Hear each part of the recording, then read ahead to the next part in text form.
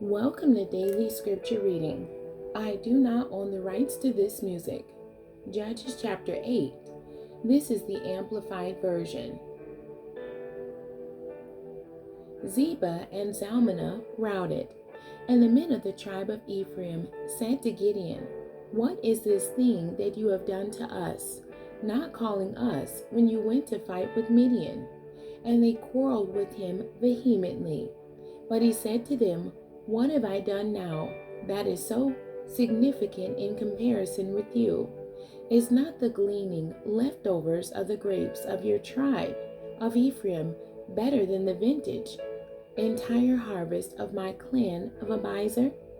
God has given the leaders of Midian, Oreb and Zeb, into your hands, and what was I able to do in comparison with you?" Then their anger toward him subsided when he made this statement. So Gideon came to the Jordan and crossed over the river, he and the 300 men who were with him, exhausted, yet still pursuing the enemy. He said to the men of Succoth, "Please give loaves of bread to the people who are following me, since they are exhausted, and I am pursuing Zebah and Zalmunna, kings of Midian." But the leaders of Succoth said, "Are Zebah and Zalmunna already in your hands, that we should give bread to your army?" Gideon said, "For that response, when the Lord has handed over Zebah and Zalmunna to me, I will thrash your bodies with the thorns and briars of the wilderness." He went from there up to Penuel and spoke similarly to them. And the men of Penuel answered him, just as the men of Succoth had answered. So Gideon said also to the men of Penuel, "When I come again in peace, I will tear down this tower." Now Zebah and Zalmunna were in Karkor with their armies, about 15,000 fighting men, all who were left of the entire army of the sons of the east. For 120,000 swordsmen had fallen. Gideon went up by the route of those who lived in tents to the east of Nobah and Jogbehah, and he attacked their camp when the camp was unsuspecting. When Zebah and Zalmunna fled, he pursued them and captured the 2 kings of Midian, Zebah and Zalmunna, and terrified the entire army.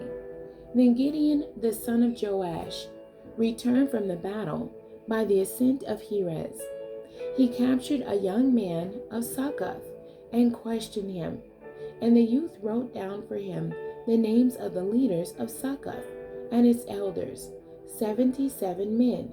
He came to the men of Succoth and said, "Look here, Zebah and Zalmunna, about whom you taunted me, saying, 'Are Zebah and Zalmunna now in your hand, that we should give bread to your men who are exhausted?'" He took the elders of the city and thorns of the wilderness and briars, and with them he punished the men of Succoth. He tore down the tower of Penuel and killed the men of the city. Then Gideon said to Zebah and Zalmunna, "What kind of men were there whom you killed at Tabor?" And they replied, "They were like you. Each one of them resembled the son of a king." He said, "They were my brothers, the sons of my mother. As the Lord lives, if only you had let them live, I would not kill you." So to humiliate them, Gideon said to Jether, his firstborn, "Stand up and kill them." But the youth did not draw his sword, because he was afraid, for he was still just a boy. Then Zebah and Zalmunna said, "Rise up yourself and strike us. For as the man is, so is his strength." So Gideon arose and killed Zebah and Zalmunna, and took the crescent amulets that were on their camels' necks. Then the men of Israel said to Gideon, "Rule as king over us, both you and your son, also your son's son, for you have rescued us from the hand of Midian." But Gideon said to them, "I will not rule over you, and my son will not rule over you. The Lord shall rule over you." And Gideon said to them, "I will make a request of you, that each one of you give me an earring from his spoil." For the Midianites had gold earrings because they were Ishmaelites, who customarily wore them. They answered, "We will certainly give them to you." And they spread out a garment, and every one of them threw an earring there from his spoil.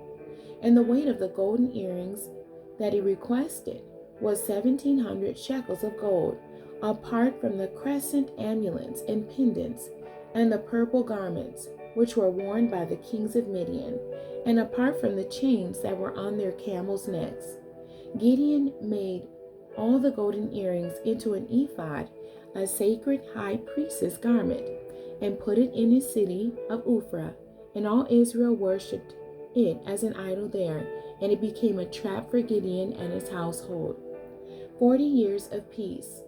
So Midian was subdued and humbled before the sons of Israel, and they no longer lifted up their heads in pride. And the land was at rest for 40 years in the days of Gideon. Jerubbaal Gideon, the son of Joash, went and lived in his own house. Now Gideon had 70 sons born to him, because he had many wives. And his concubine, who was in Shechem, also bore him a son, whom he named Abimelech. Gideon, the son of Joash, died at a good advanced age, and was buried in the tomb of Joash his father, in Ophrah of the Abiezrites. Then it came about, as soon as Gideon was dead, that the Israelites again played the prostitute with the Baals, and made Baal-berith their god. And the Israelites did not remember the Lord their God, who had rescued them from the hand of all their enemies on every side. Nor did they show kindness to the family of Jerubbaal, that is Gideon, in return for all the good that he had done for Israel. The end. God bless you, and thank you for joining me today.